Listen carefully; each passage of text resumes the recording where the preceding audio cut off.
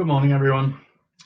My name is Tony Mills from Energetic Wisdom, and today I'd like to just talk about digestion as a whole, the feelings around digestion.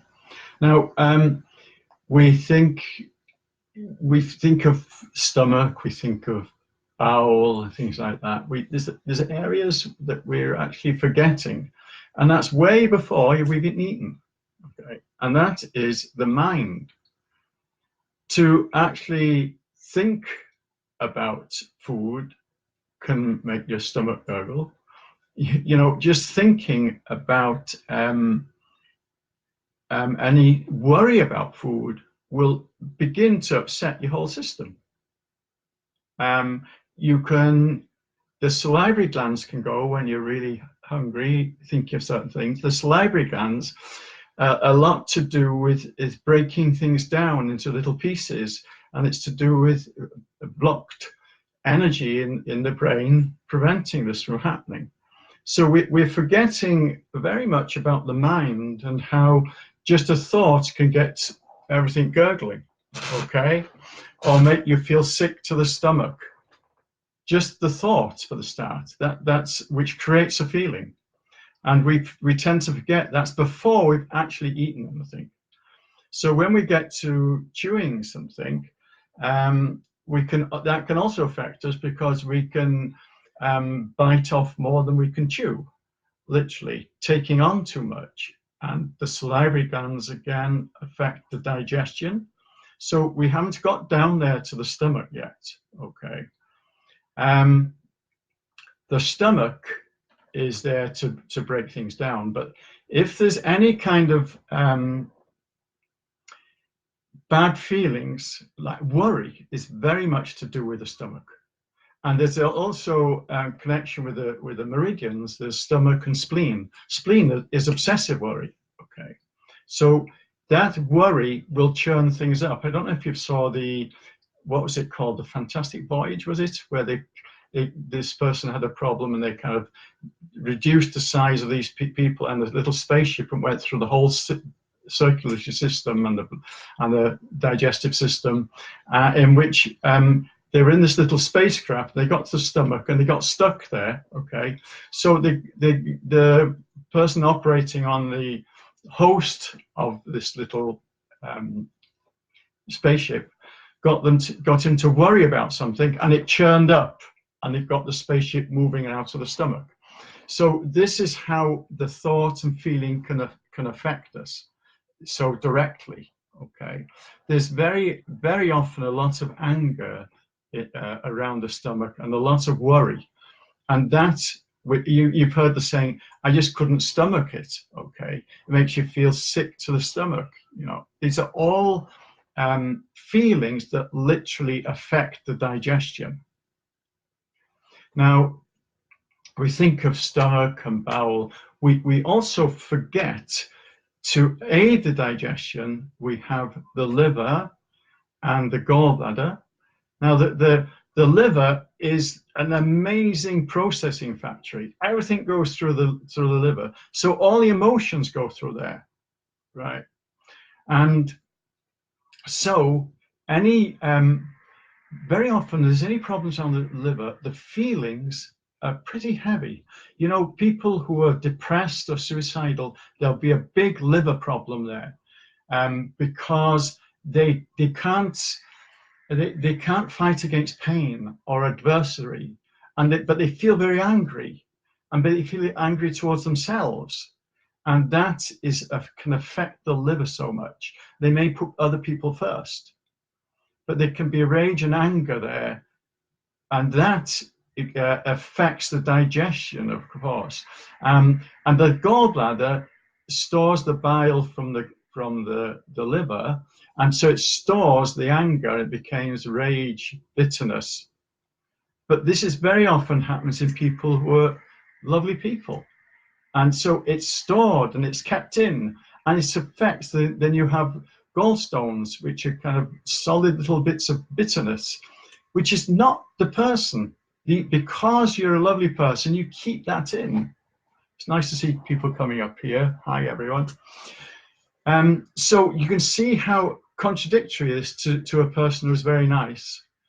And so this then feeds into to go in with the digestion, and coming from the other side is the pancreas, and the pancreas is to do with sweetness in life, because it has two purposes, but we're talking about the digestive purpose here. So there's been some, I don't know, there's a lack of joy in a person with diabetes.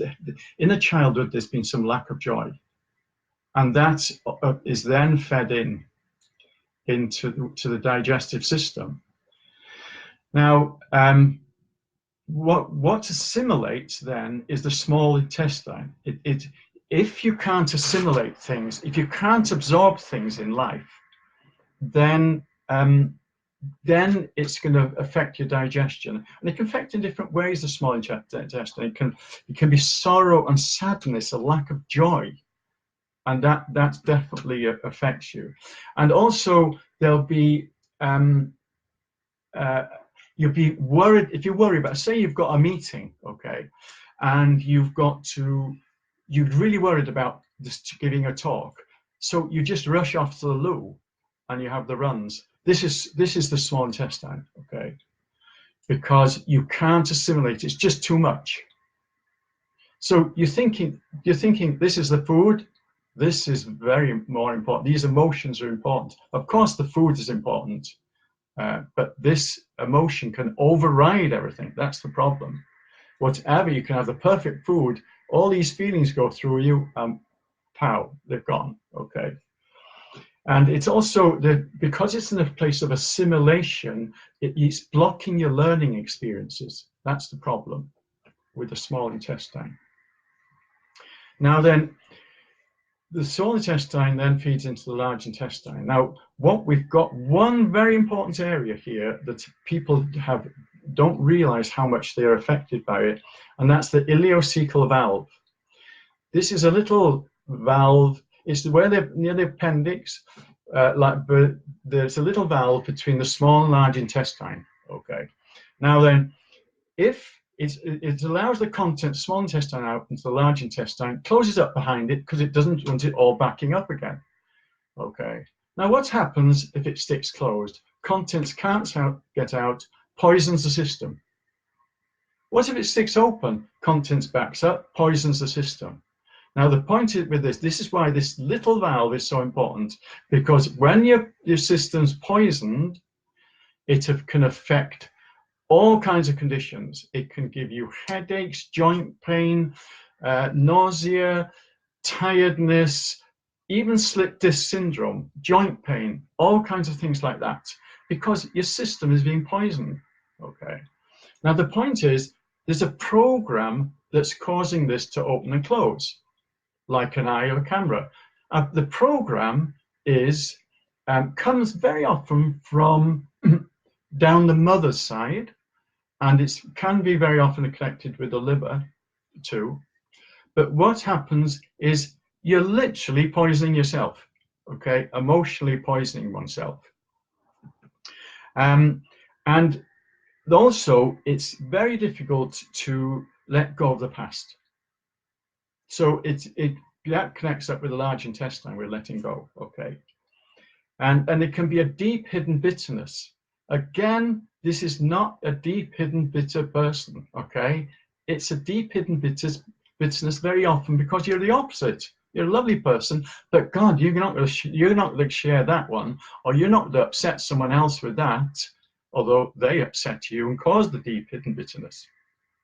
Okay, right? So by releasing this and addressing this, then things begin to change. And then the valve, I've had it, or I can just work on certain commands, and that valve starts operating again. Just by the word, by the feeling. Because it's so delicate, feelings can do that, okay? So once that's operating, then the contents goes to the large intestine, and of course the large intestine, what's that relating to? Letting go. Letting go. And holding on to the past.